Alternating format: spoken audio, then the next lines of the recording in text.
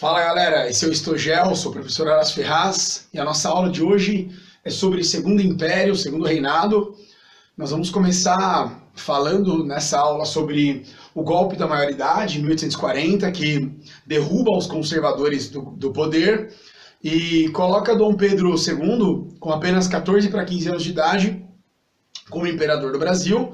Foi uma manobra política dos liberais para voltar ao comando político-econômico do país e, ao mesmo tempo, pacificar os diversos conflitos civis que estavam ocorrendo. São chamados de revoltas, agitações políticas, mas nós sabemos que são conflitos civis. A população, principalmente na região Nordeste, província de Pernambuco, Bahia, Grão-Pará e, no caso do Rio Grande do Sul, estavam extremamente insatisfeitas com o governo central do Rio de Janeiro no Brasil.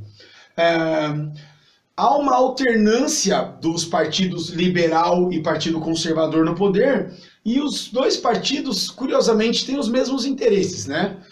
Fazem parte do mesmo grupo social, que na verdade são aristocratas, oligarcas, né? Grandes proprietários de terra, proprietários de escravos, e são produtores do agronegócio, né? Exportam aí, em especial, café, mas também alguns outros produtos como açúcar, né, o algodão e outros gêneros agrícolas. O Brasil, no século XIX, é um país agrário exportador, né, não tem uma indústria ainda para sustentar a sua economia. Nós temos, então, em 1840, os liberais, através do golpe da maioridade, eles derrubam o governo conservador e cria-se um parlamentarismo às avessas, né? O que seria o parlamentarismo às avessas? Seria um governo em que o próprio imperador escolhe o primeiro-ministro, né, através do poder moderador, né? O poder moderador foi criado no governo de Dom Pedro I, que seria aí uma espécie de quarto poder que daria ao imperador um poder a mais, né? Um poder a mais de poder vetar alguma lei ou de poder escolher um representante. E nesse caso era o próprio imperador que escolhia o primeiro-ministro. Sabemos que são os deputados que escolhem o primeiro-ministro no regime parlamentarista original. E a partir desse momento, o imperador torna-se o árbitro da política brasileira, né? A partir do momento em que nós sabemos que historicamente as eleições eram fraudadas, né, no Brasil, no século XIX e até o século XX, e o imperador ficava ali arbitrando, uma hora mantendo um político do Partido Liberal, uma hora um político do Partido Conservador. As agitações, né, as lutas sociais, né, os conflitos sociais do Brasil continuam na região mais turbulenta aí que nós temos nas diversas províncias que o Brasil tinha.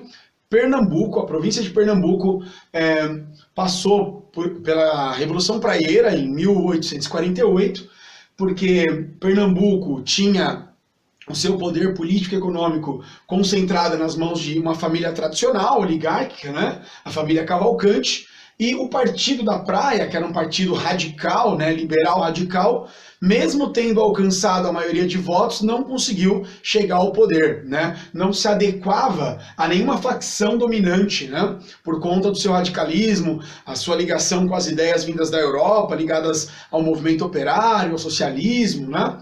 E sob o comando do capitão Pedro Ivo Silveira, a província de Pernambuco se rebela contra o governo central, lembrando que a capital do Brasil no século XIX é o Rio de Janeiro, né?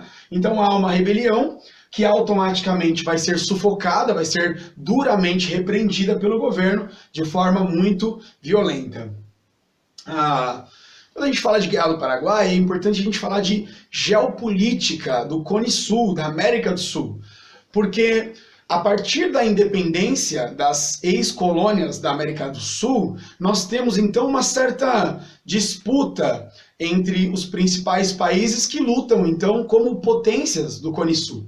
E nós vamos ter aí o Brasil como uma enorme potência territorial, agroexportadora.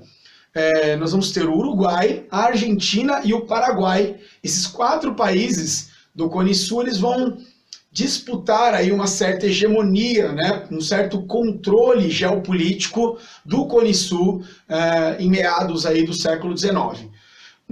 A Bacia do Prata, né, o importante Rio do Prata, estava sob conflito dos uruguaios, argentinos e paraguaios. E quando a navegação no Rio do Prata se viu ameaçada, o Brasil interviu de forma militar, né, interviu militarmente, e a partir disso há um certo conflito militar na região instalado, já a partir aí da primeira para a segunda metade do século XIX. Os caudilhos regionais, ou seja, as elites militares, né, políticas, proprietários de terra regionais, não aceitavam o controle argentino sobre a Bacia do Prata, sobre o Rio do Prata. E há uma guerra civil no Uruguai, o Uruguai passa aí por conflitos entre facções políticas diversas, né, os blancos e os colorados, e o Brasil e a Argentina invadem o Uruguai como forma de tentar resolver esse conflito, né? A partir desse momento, o Paraguai, que tinha uma economia diferenciada do restante dos países da América do Sul, por que era diferente? Porque enquanto a América do Sul dependia de exportação dos seus recursos naturais, dos grãos, né, o agronegócio, e era um mercado aberto à influência principalmente da Inglaterra, que tinha um certo controle da economia dos países da América do Sul, o Paraguai não. O Paraguai tinha um mercado interno se fortalecendo, um baixo analfabetismo, tinha ali um país diferenciado em termos de desenvolvimento social, econômico, e um protecionismo. O Paraguai estava se protegendo dos produtos ingleses, em especial, buscando uma economia mais sólida, mais nacionalista, mais autônoma, independente. E o que acontece? O Paraguai era chefiado, era governado por um ditador, Solano Lopes. Esse ditador, com pretensões de alcançar acesso ao mar, lembrando vocês que o Paraguai não tem saída direta para o mar, ele tem então o objetivo então de invadir a Argentina através da Bacia do Prata para chegar ao oceano, né? E nós temos, dentro desse contexto, um obstáculo para o imperialismo da Inglaterra. A Inglaterra se incomoda com esse protecionismo paraguaio e em 1864, com a invasão, na verdade, tudo começou quando Solano Lopes ele apreende, ele aprisiona um navio brasileiro, o Marquês de Olinda, que supostamente estava com mercadorias inglesas que seriam contrabandeadas para o Paraguai. Então, o Paraguai aprisiona, né, esse navio brasileiro, então já cria um conflito diplomático-militar com o Brasil, e depois disso, tropas paraguaias invadem o território argentino com o apoio dos blancos, que tinham sido derrotados na Guerra Civil Uruguaia. Esse apoio dos blancos ao Paraguai invadindo a Argentina gera inicialmente, então, a Guerra do Paraguai. A Guerra do Paraguai, ela durou 6 anos, né, de 1864 a 1870, vai aparecer 1865 a 1870, que é quando a guerra se desenvolve mesmo. Temos de um lado a Tríplice Aliança, Brasil, Argentina e Uruguai, contra o Paraguai. E a Tríplice Aliança conta com apoio militar e financeiro da Inglaterra. O resultado dessa guerra foi um resultado arrasador para o Paraguai. O Paraguai foi destruído, teve a sua população completamente arrasada e tornou-se uma das regiões mais pobres do mundo, em especial aqui também da América do Sul. Essa guerra ela vai mudar o contexto interno do Brasil, porque os escravos lutam nessa guerra, então nós já temos uma questão de crise da escravidão que já vinha sofrendo uma pressão da Inglaterra, e com os soldados brasileiros recebendo negros nas suas fileiras, então a questão da abolição da escravidão ela fica um pouco mais tensa, e o Brasil precisa então resolver a questão da escravidão. Do outro lado, o Brasil se endivida, porque vai ter um gasto muito grande com a guerra. O Brasil entra numa dívida externa com a Inglaterra enorme. E os militares voltam da Guerra do Paraguai vitoriosos, exigindo de Dom Pedro II maiores participações do governo, salários melhores e coisas desse tipo. Falando um pouquinho da economia, a economia, como já foi dito, era uma economia agroexportadora. O Brasil exportava principalmente café, açúcar, algodão, borracha, cacau e couro. E a escravidão, ela contrariava a industrialização, ou seja, trabalho escravo e capitalismo liberal não dão certo, não combinam. A partir do momento que a Inglaterra, desde 1810, desde a chegada de Dom João no Brasil, já vinha pressionando o fim da escravidão, não por questões humanitárias, mas porque queria aumentar o consumo, né, interno dos países para a venda de seus produtos, a escravidão vai passando então a ser um entrave para a economia. Na segunda metade do século XIX, 1850 para frente, o Brasil adota um modelo de início da industrialização.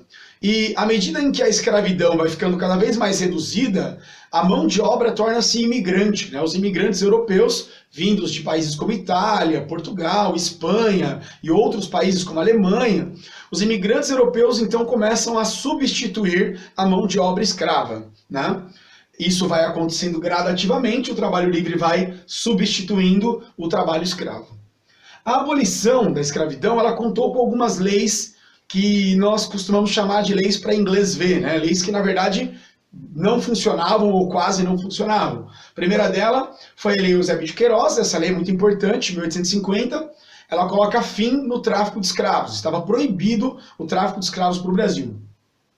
A Lei do Ventre Livre, né? Em 1861, as mães escravas que dessem à luz, os seus filhos ficariam até os 7 anos de idade sob a tutela do senhor de engenho e depois se tornariam negros livres, né?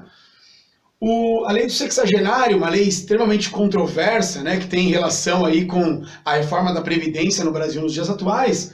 O escravo com mais de 60 anos se tornaria um homem livre. Nós sabemos que nessa época nem os ricos viviam tanto tempo, quem dirá os escravos, né? Então é uma lei de 1835, extremamente controversa, porque escravo com 60 anos no século XIX era algo quase impossível, né? E por fim, a Lei Áurea, a lei que aboliu, né, definitivamente a escravidão do Brasil.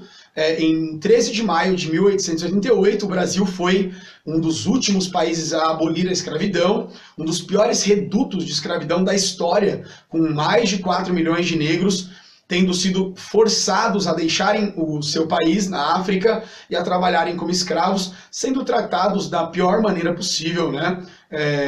Pior até do que muitos animais. Esses escravos sofreram todo tipo de violência na história colonial do Brasil e na história imperial do Brasil também.